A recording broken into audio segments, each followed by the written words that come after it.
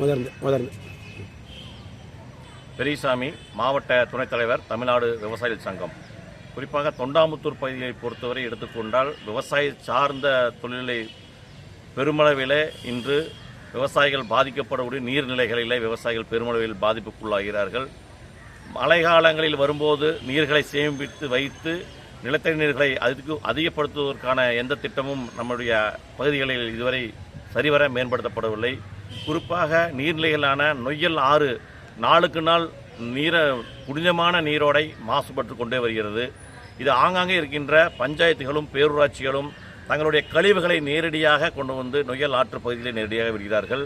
இதை பலமுறை நாங்கள் விவசாய முறையீடு கூட்டிலே இதை கட்டுப்படுத்த கோரி பலமுறை நாங்கள் மனு கொடுத்திருக்கிறோம். ஆனால் முழுமையாக செயல்பாட்டுக்கு வரவில்லை.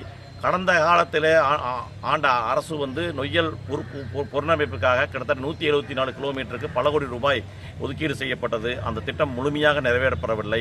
இது விவசாயிகளுடைய பெரிய எதிர்பார்ப்பாக நீர் ஆதாரம், அதே போல நொய்யல் ஆறு புனிதப்படுத்த வேண்டும்.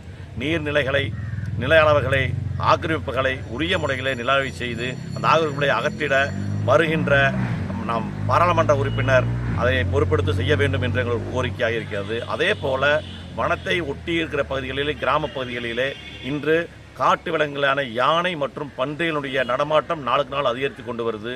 இதனால் விவசாய பயிர் செய்யப்பட்ட பயிர்கள் பொருளாதார ரீதியாக நஷ்டம் ஏற்படுகிறது.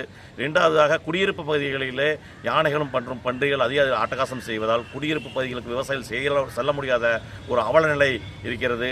இதை வனவிலங்குகள் கட்டுப்படுத்த தமிழக அரசு வருகின்ற பாராளுமன்ற உறுப்பினர் மூலம் தக்க நடவடிக்கை எடுத்து விவசாயம் மேம்பட உரிய நடவடிக்கை எடுக்க வேண்டும் என்று விவசாயிகளுடைய எதிர்பார்ப்பாக இருக்கிறது.